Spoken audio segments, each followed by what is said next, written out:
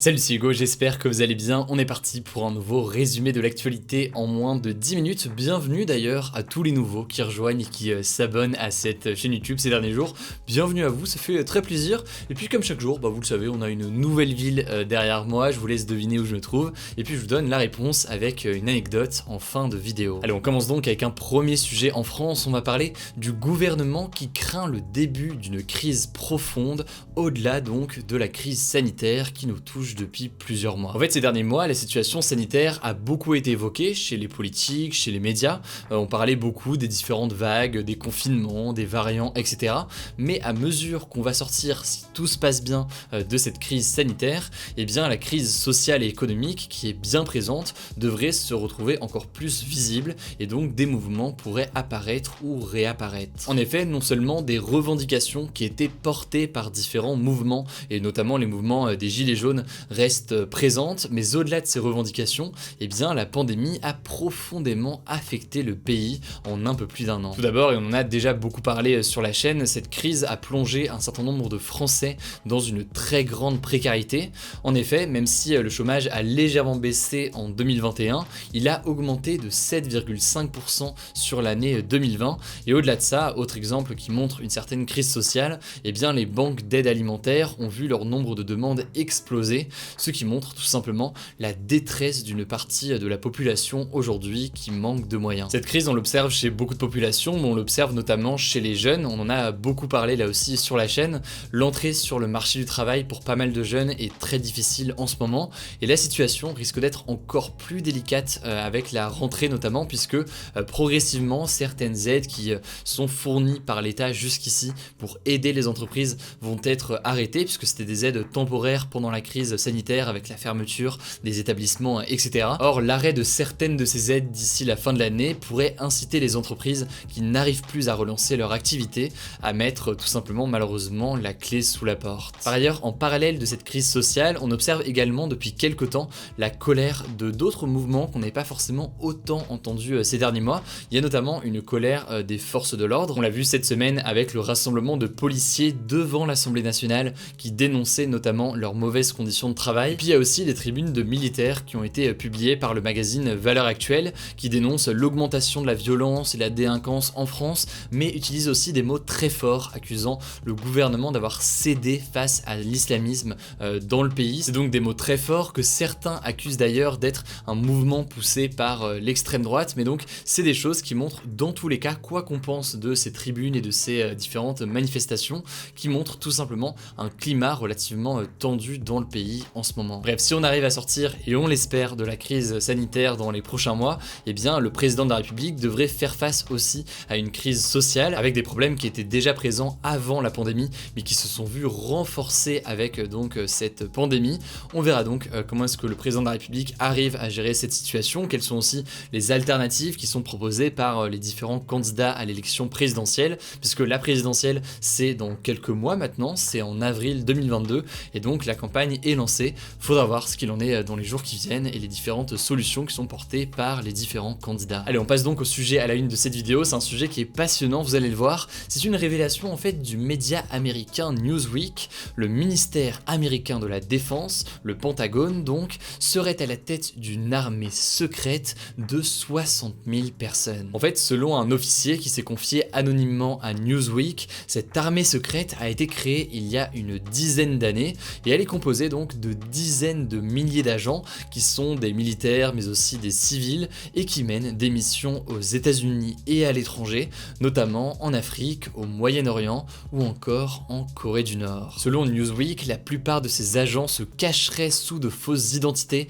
et certains travailleraient dans des entreprises privées parfois très connues. Ils opéreraient donc dans la vie réelle mais aussi beaucoup sur internet. Mais alors quel est concrètement le but de cette immense armée secrète? Eh bien écoutez, on a d'un côté des sortes de cyber-combattants qui collectent des informations sur des entreprises et des pays ennemis. Certains agents auraient en fait pour mission d'influencer les réseaux sociaux en faveur des États-Unis en postant beaucoup de messages en ligne ou encore de contrer les hackers russes et chinois. Les militaires de cette armée secrète, quant à eux, seraient chargés de pirater à distance les caméras de surveillance pour aider les agents secrets américains qui seraient à l'étranger pour qu'ils ne soient pas démasqués. Et en fait, la raison pour laquelle ces outils se développent, c'est parce que les opérations clandestines à l'étranger sont de plus en plus difficiles à mettre en place, car tout est maintenant très surveillé et très filmé, et donc le Pentagone dépenserait plus de 900 millions de dollars par an pour cette armée, et ce notamment pour préserver les fausses identités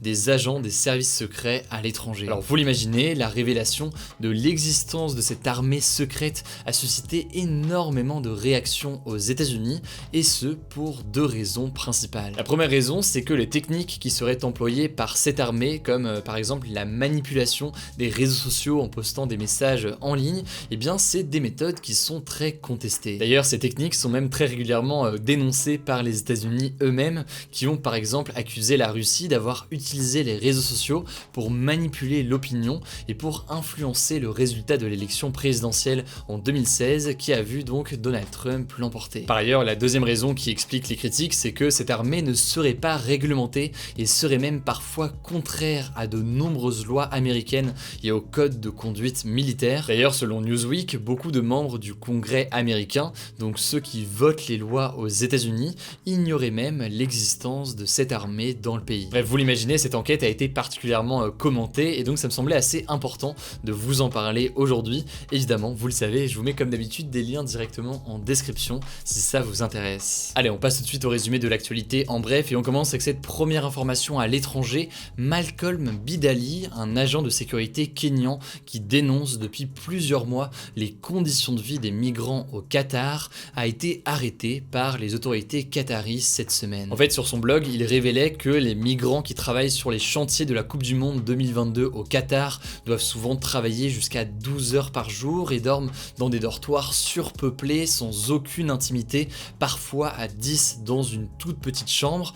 Faut savoir que d'après plusieurs médias, parfois leurs passeports sont confisqués par les entreprises qui les emploient afin de les empêcher de quitter le chantier sur lequel ils travaillent. Par ailleurs, récemment, et on en avait parlé sur la chaîne, le quotidien britannique The Guardian avait révélé que plus de 6500 travailleurs migrants étaient morts sur les chantiers liés à la Coupe du Monde 2022, et ce en une dizaine d'années, donc depuis 2010. Bref, c'est une situation qui est très difficile pour de nombreux travailleurs sur place au Qatar. Beaucoup d'ONG parlent d'esclavage moderne. Ça me semblait donc essentiel d'en parler aujourd'hui. On en a parlé d'ailleurs encore il y a quelques semaines et on en reparlera évidemment dans les prochains mois. Alors la deuxième info, c'est la suivante, c'est une information française. L'ancien président de la République, Nicolas Sarkozy, est jugé depuis hier dans le cadre du procès Big Malion. Alors pour faire vraiment très simple, puisque ça prendrait beaucoup de temps à résumer toute l'affaire, mais il est accusé d'avoir dépensé trop d'argent pour sa campagne présidentielle en 2012. C'est en fait une campagne qui aurait coûté 20 millions d'euros de plus que prévu, soit le double du maximum qui est imposé aujourd'hui par la loi. Alors dans le cadre de ce procès, Nicolas Sarkozy pourrait risquer jusqu'à 1 an de prison,